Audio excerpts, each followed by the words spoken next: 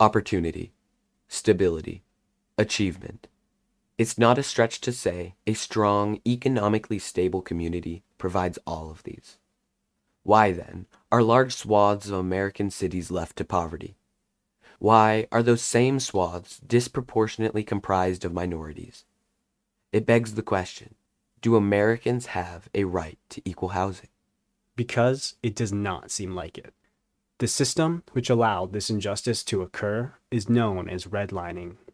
Redlining dismantled the fundamental right of equal housing, and American leaders continue to fail in their responsibility to correct this injustice, letting prejudice persist.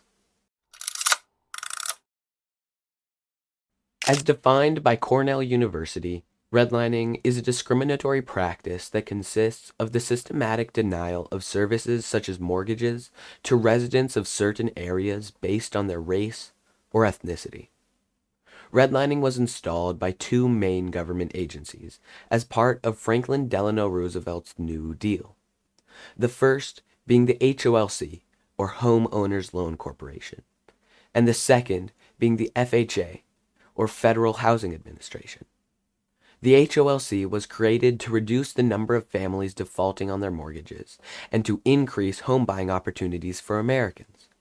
After signing the HOLC Act in 1933, Roosevelt asserted, "I feel that we have taken another important step towards the ending of deflation, which was rapidly depriving many millions of homeowners from the title and equity to their property." One of the ways the HOLC attempted to carry out this mission and subsequently contribute to redlining was through maps like these. They depict 239 of the largest cities in the US, sectioned into neighborhoods and evaluated a mortgage lending risk. The areas the HOLC deemed safest for lenders were given an A grade and colored green, while the areas deemed hazardous for lenders were given a D grade and colored red.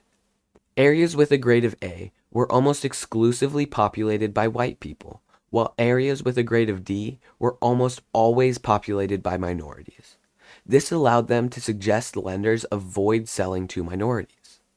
Additionally, under the New Deal, the Department of Housing and Urban Development, or HUD, established the FHA, whose job was and is to provide mortgage insurance on homes. The FHA's primary role in perpetrating redlining was through something called the Underwriting Manual, which is an instruction handbook and rules for lenders or underwriters to assess risk. The tactics they suggest be employed are nothing short of abhorrent and are obviously racist. If a neighborhood is to retain stability, it is necessary that properties shall continue to be occupied by the same social and racial classes, as well as referring to some racial groups as inharmonious and as invading white communities. In short, these government agencies would encourage lenders to approve or deny a loan crucial to home ownership simply based on the racial makeup of a community in order to limit risk. This segregation of opportunity is an obvious display of systemic injustice and a violation of Americans' right to fair housing. After 30 years of this system, civil rights activists increased focus on redlining and the right to equitable housing. So, after many years of protest, and 7 days after MLK's assassination, America listened. The passage of the 1968 Civil Rights Act created the Fair Housing Act. The voice of justice speaks again. It proclaims that fair housing for all human beings who live in this country, is now a part of the American way of life. The act made home buying discrimination illegal and extended affirmative action to housing, effectively undoing redlining and its effects. However, President Nixon, who was soon to take office, would show his corrupt intent. Nixon's Housing and Urban Development Secretary, George Romney, proposed open communities, which mandated inclusionary housing starting in white suburbs such as Warren, Michigan. Unfortunately, residents of Warren adamantly protested these mandates, which would have simply brought in equality. As an American leader, Nixon should have supported American rights through plans like open communities, but he sided with the Warren community, once saying, "I am absolutely opposed to this. Knock it on the head now." His shocking turn shows that the federal government immediately betrayed the responsibility to uphold the Fair Housing Act. Despite Nixon continuing to shoot down fair housing efforts, this scandal appears isolated. So, surely today's Americans have rebuilt the right to equal housing. Let's examine the mindful but troubled Campfield Estates of Boston, Massachusetts.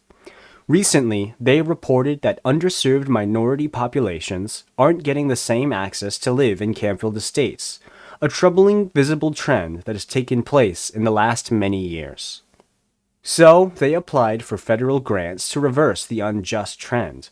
However, analysis from MIT on the federal grant process exposes a malicious design, such that the process to fund anything related to fair housing was specifically overcomplicated and inflexible. And at the same time, Campfield Estates affirmed that the federal government have an interest in silencing those who disagree with what they are doing.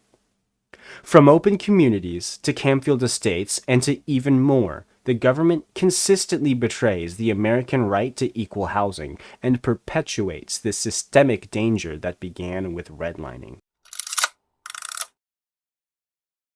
According to Princeton sociologist and two-time Pulitzer Prize awarded author Matthew Desmond, decent, affordable housing should be a basic right for everybody in this country. Without stable shelter, everything else falls apart. Systematically denying certain groups the ability to buy a home has a detrimental impact on one's means of building wealth and subsequently quality of life. Even 50 years after the practice was legally stopped, disparities still exist.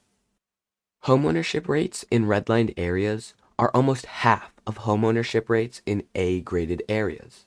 And as of 2017, the median home value in redlined or degraded communities was $276,100 compared to $640,000 in areas deemed best.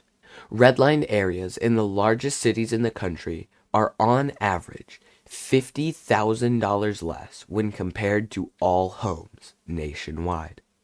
The lower economic status of historically redlined areas has many adverse effects. The City University of New York found redlined areas saw higher homicide rates when compared to all other risk designations. And UC Berkeley found redlined areas have more air pollution and more water pollution and more noise pollution and less green space than non-redlined areas. Both institutions found that a primary cause for these deficiencies is redlining. The disturbing patterns that emerge from redlining don't stop there.